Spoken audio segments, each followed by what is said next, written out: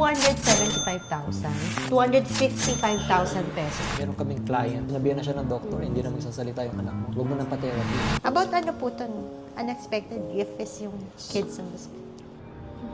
Naiyak ako. New day, new bag. So we have another vlog. First time clients, ma'am. No, ma'am. May YSL na sila sa atin before. Puro na nag-order, ma'am, is yung husband niya, ma'am. Kasi pinto natin ayaw mag-open. So, paano tayo papasok? Welcome po. Ay, kayo pa yung yung client pa yung nagbukas ng door. Welcome to your store, sir. Hello, ma'am. Nice to meet you. Jay, ano po? Cheng. Myla. Balita ko po returning client na kayo. Oh, yeah. From where po? Quezon City. Quezon City. Akala ko from US or something. Kasi parang may accent si sir. YSL. Kayo po nagregalo or bumili? Akong bumili. For your partner po? Hindi, para sa akin. Para sa Ito. Para sa'yo po, sigurado. Yes. Ano, joke po? Talaga? So, bitbitin. Gustuhan niya. Sinushoot lang lahat ng gamit. Patingin nga, sir. Pwede bang i-one more nyo? Para makita rin ng mga guys na pwede pala. Ayan. Pwede naman. Ay, oo nga, pwede. Travel bag niya. Oo, travel.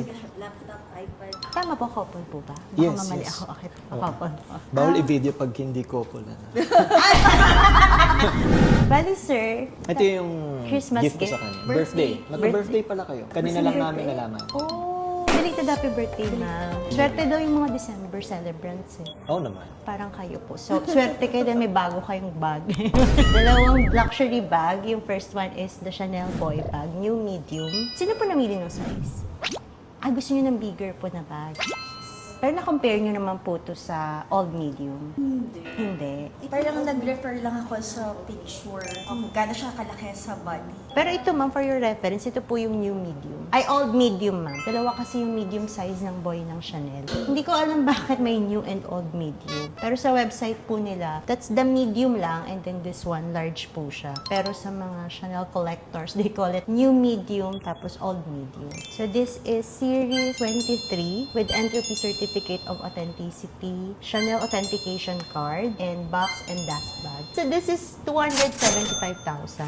And then, yung second item nyo is brand new, Ikutan 18 biscuit po. Stamp K 2025. So store fresh po siya. This is brand new po, 255,000 pesos. Tapos nag-discount kami ng 5K, 250K. So normally po, hindi kami nagdi-discount pag nakikita nyo sa vlog. But since 2 items po, nag-discount kami. And since magka-birthday po tayo, ayan, kaya meron tayong discount po. Tsaka parang mabait si sir eh. Siya pa nag-open ng doors para sa... Actually, may reason kung ba't dito kami nagpunta. Nakita namin sa isang vlog na nag-organize ka ng event for special needs. Ah, yes, ako. Kami kasi advocate kami and what we do in life, kami yung SMLC, Therapy Center. So, therapist po kayo? Ay, wow. Galing naman. Pero meron po kayong kapag-anak or close relatives na may special needs? Well, undiagnosed naman yung aming anak. No? Before kasi, hindi rin siya nagsasalita. And may then anak kami po din kayo? yung gumawa ng program niya. Pero ngayon okay na po siya? Yes. At least. So far, okay na po? Yes. 4 years old na ba siya nagsalita? 5. 4.5. Mga ganun. Magpa-5 na siya nung magsalita. Same po dun sa anak ko. 4.5 siya nagsalita. Tapos ngayon magsi-7 na siya. Nagtatalk na siya, pero yung meron lang siyang certain intonation, parang high pitch. Tapos bulol, hindi namin maintindihan. Parang baby. Pero siya diagnosed siya with autism, level 2 autism. Kaya advocate din kami ng mga kids on the spectrum. Tsaka ang hirap po maghanap ng mga therapy center ngayon. Yes. Meron kaming client na taga-Taguig din. May branch kami dito, pang 100 siya sa waitlist. Muntik na siyang sumuko, pero kasi sinabihan na siya ng doktor, hindi na magsasalita yung anak mo, sabi sa kanya. Huwag mo nang pa-therapy. Grabe. Kasi parang for socialization na lang, ipasok mo na lang sa SPED. Pero hindi siya sumuko, tapos lumipat sila ng bahay sa Calamba. Doon, nagkaroon siya ng slot sa SMLC. 11 years old na kasi yung anak niya eh. So, naintindihan ko naman yung doktor kung ba't niya sinabi Late na. imposible nang magsalita. Pero after few months, nagsasalita na po yung anak niya. Ngayon, nagsasalita na. Actually, we have our own program. So, hindi siya speech therapy, hindi siya occupational therapy. Meron kaming parang ginawang sariling program namin. ABA ba? Nag-root din siya sa behavioral therapy, yes, ABA. Modified And then yung module, yeah, parang gano'n. Kasi yung son ko po kami in-house at home therapy service po na ABA. Modified ABA po siya. Yun din yung nag-help sa kanya para makapagsalita. And right now, siya, homeschooling. Kami din, mga anak namin naka-homeschool. Naka-homeschool. Okay naman mag-homeschool. Senior high Magsi-senior na high yun. na yung ano namin. Homeschool yan. Since preschool. Since preschool, homeschool. Pero pag college po, plan niya na siya Hindi. ipasok Oo. sa regular school. Actually, next school year. Next, so mas okay po ang homeschool. For you. For us, Based on yes. experience. Kasi first yung values. Yung values na gusto mong ituro sa anak mo, matuturo mo sa kanya, masosolidify yung values. Then second, makakapag-focus ka dun sa strengths ng anak mo. Parang yun yung ginawa namin. At least. So po kayo nag-homeschool? TFAH, kila Brother Bo. Brother Bo Sanchez. Yes. Okay. Yung therapist po namin si Teacher Jomar Cuerpo. Pero familiar po sa akin yung SMLC. Saan po ba located sila? Nationwide po kami. So, more than 100 branches. Tapos tama nag-offer din kayo ng home service? Yes. So kayo po ang founder, CEO Yes ng po. SMLC. Ang galing naman. Alam niyo po, dream ko magkaroon din ng therapy center po. Para lang to help din. Kasi alam ko there is a shortage po sa mga therapists. Kasi nag-abroad po sila. Yes. Tsaka madaming hindi nakaka-afford. Yeah. Actually kami, dahil nga dyan sa nasabi mong problem, no? Mission talaga namin is tumulong talaga. Nagbibigay din kaming free therapy. Yung certain percentage ng profit namin, binibigyan namin for free therapy. Siguro mga 60 families na yung natulungan namin. Gusto namin actually mag-organize ng event in relation to kids on the spectrum. Baka pwede po namin kayong i-collaborate or i-partner for an event. Kahit one-day event lang, nag-iisip ako. Yes. Actually, last time, nagpa-kidzuna lang kami. Kasi yung mga parents takot baka hindi kaya ng anak nila, baka madisgrasya yung anak nila or kung anong gawin ng anak nila. So on the spot, tinuturuan namin yung parents kung paano gagawin, paano i-manage yung anak nila doon sa mismong play area. Tapos last year, nagpa-block screening naman kami. Oh, Siguro 80% first time nila sa sinihan. Pero nung nagulat sila, nung nag-start yung program, sobrang tahimik talaga. Kaya pala ng anak nila. so may foundation po kayo or right now wala pa po? Wala kaming foundation talaga. So Okay. parang Nag-organize. initiative lang talaga ng company. Na mag-organize. Good Marami for kaming sinusupport na mga foundation.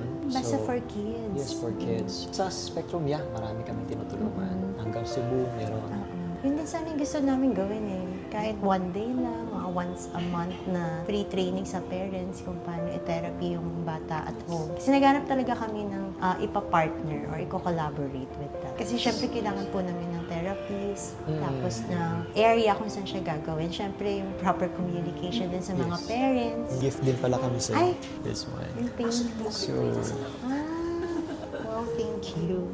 So, magpa-branch din po ba kayo dito sa BGC? medyo mahihirapan po kami dito Kasi kami po, low cost talaga yung aming therapy para ma-afford talaga ng families, Filipino families. School po, baka plan nyo rin magtayo ng school. School right now po, meron kaming partnership with the school. So, meron kaming homeschool program, CFAH, Catholic Filipino Academy Homeschool. Yun yung kay Yung kay Bosa. Brother Bo. Yan. Kami yung naging mag-partner dito. Actually, itong book na to, si Brother Bo yung nag-forward. Wow. Oh, by Chen Bond. Kayo Yes po. po. So you're an author also. Yes po. Wow. So, I think you kalalabas lang ng book na yan. About ano po ito? Unexpected gift is yung kids on the Naiyak ako. Naalala ko po kasi nung nagbubuntis ako, parang meron akong parang photoshoot ata, nakalagay a special gift from God. So parang yung word na special. Struggling po kasi kami before magka-baby, kaya nung dumating siya. So, super happy kami. Yes. Hindi yung kasi title ng yung book. Tumagos sa puso ko, The Unexpected Gift. Still, they are still a gift. Diba? Yes, so, Hindi lang kagaya ng ina-expect natin. gift po. Para kung may baby forever. Sabi ko nga, if given the second chance, I will still choose my son na merong spectrum kaysa sa typical man. Kasi sobrang sweet niya po. Sorry po. Iyakan po talaga ako, especially if ang topic po is about sa bata. Ang dami pa ng copies ng books. Bibigay ko po. Marami po akong kakilalang may autism yung anak nila. Thank you so much po.